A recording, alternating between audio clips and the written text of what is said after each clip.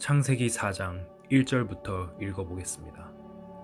아담이 그 아내 하와와 동침하매 하와가 잉태하여 가인을 낳고 이르되 내가 여호와로 말미암아 등남하였다 하니라. 그가 또 가인의 아우 아벨을 낳았는데 아벨은 양치는 자이었고 가인은 농사하는 자이었더라. 세월이 지난 후에 가인은 땅의 소산으로 제물을 삼아 여호와께 드렸고 아벨은 자기도 양의 첫 새끼와 그 기름으로 드렸더니 여호와께서 아벨과 그 제물은 연락하셨으나 가인과 그 제물은 연락하지 아니하신지라. 가인이 심히 분하여 안색이 변하니 여호와께서 가인에게 이르시되 내가 분하여 함은 어찌미며 안색이 변함은 어찌미뇨. 내가 선을 행하면 어찌 낯을 들지 못하겠느냐.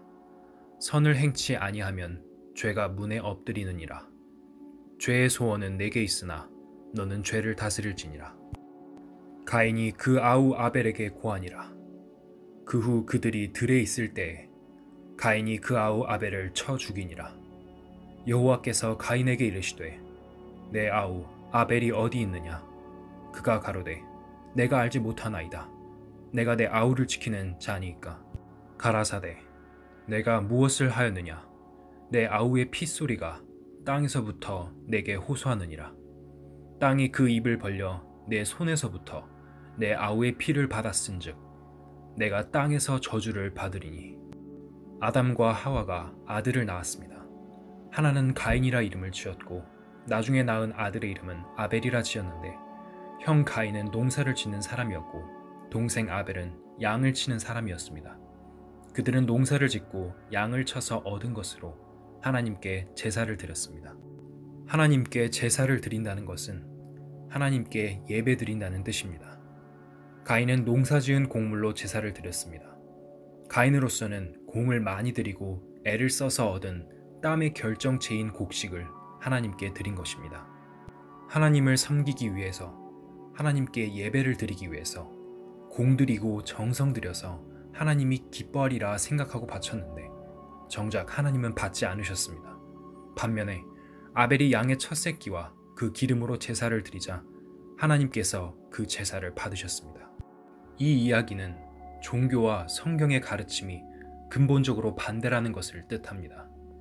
세상 사람들은 신을 섬기거나 종교 생활을 할 때 인간이 공을 쌓고 정성을 들이면 잘 받아주시리라고 생각합니다. 그러나 하나님을 섬기는 것은 전혀 다릅니다. 인간이 정성 들인 것이나 땀을 흘린 것, 공 들인 것은 하나님께서 받지 않으십니다. 세상 사람들이 하나님에 대해 모르는 것이 이런 부분입니다. 기독교는 이 세상 사람들이 믿는 종교와는 근본적으로 차이가 있습니다. 아담에게 이르시되 내가 내 아내의 말을 듣고 내가 너더러 먹지 말라 한 나무 실과를 먹었은즉 땅은 너로 인하여 저주를 받고 너는 종신토록 수고하여야 그 소산을 먹으리라. 땅이 내게 가시덤불과 엉겅퀴를 낼 것이라.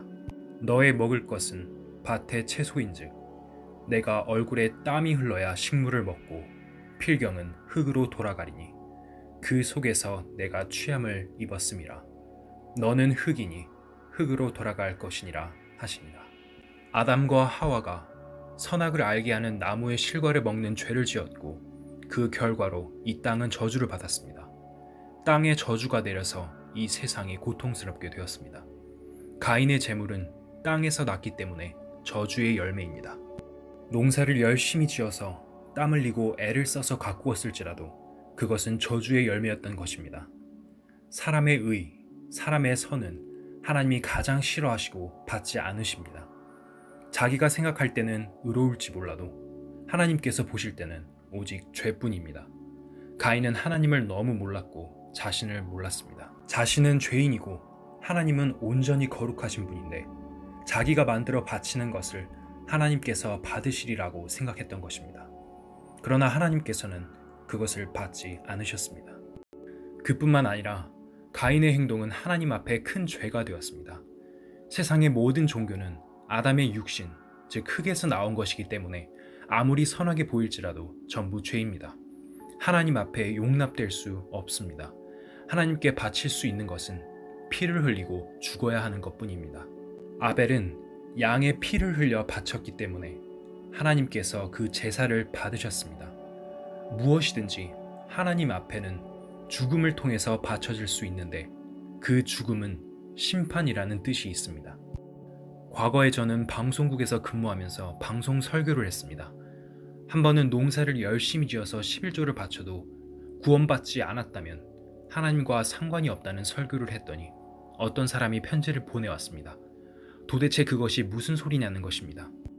그는 비닐하우스를 짓고 씨 없는 수박을 재배하는 사람이었습니다. 겨울철에도 비닐하우스 안에서 그 작물과 함께 잠을 잘 정도로 열심히 농사 지은 것을 하나님께 바치는 재미로 살아가는데 이런 설교를 들으니 실망했다는 내용이었습니다. 그래서 그 사람에게 답장을 보내 한번 찾아오라고 했습니다. 찾아온 그 사람에게 이 말씀을 들려주고 복음을 전했더니 그 자리에서 구원받았습니다. 선을 행치 아니하면 죄가 문에 엎드리느니라. 죄의 소원은 내게 있으나 너는 죄를 다스릴지니라. 우리 삶 속에는 많은 문이 있습니다. 입도 어떤 의미에서는 문입니다. 말하는 문입니다. 죄가 입 문 앞에 엎드려 있다가 문이 열리면 욕을 하고 남의 흉을 보고 나쁜 말을 하고 화를 내지 않습니까? 죄의 소원이 내게 있다는 말은 무슨 뜻입니까? 죄가 우리에게 바라는 것이 있다는 말입니다. 어떤 사람이 아침 일찍 일어나서 모든 준비를 다 하고 대문 밖으로 나간다고 생각해 봅시다. 자기는 모르지만 죄가 개처럼 문 앞에 엎드렸다가 사람이 나갈 때 따라갑니다. 하루 종일 나가서 볼일을 보는 동안 틈만 나면 옆에서 지저대는 개처럼 기회 있을 때마다 눈을 통해 손을 통해 죄를 짓게 합니다. 사람들과 다투게 하고 화를 내게 하고 거짓말을 하게 합니다. 죄는 절대로 사람을 좋은 길로 인도하지 않습니다. 사람을 나쁘게 만들고 위험하게 만듭니다. 안전핀을 뽑아놓은 수류탄을 가슴에 품고 있다면 얼마나 위험하겠습니까? 수류탄을 안고 있는 사람은 그것이 폭발하는 순간에 죽고 맙니다.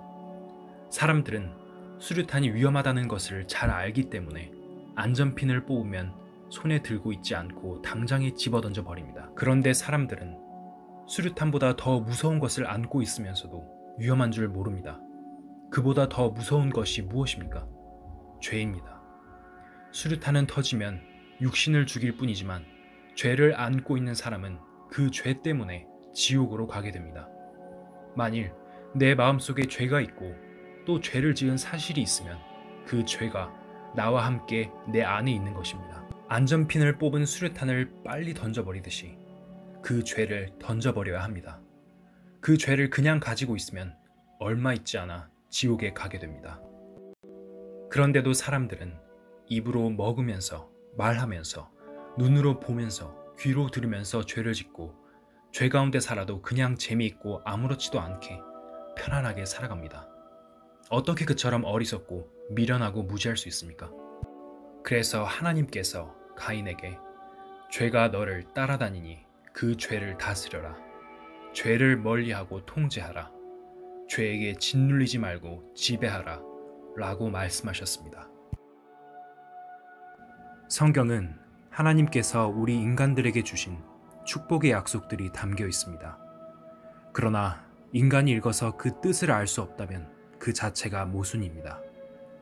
성경은 어려운 책이 아닙니다. 누구나 알아들을 수 있는 쉬운 말로 기록되어 있습니다.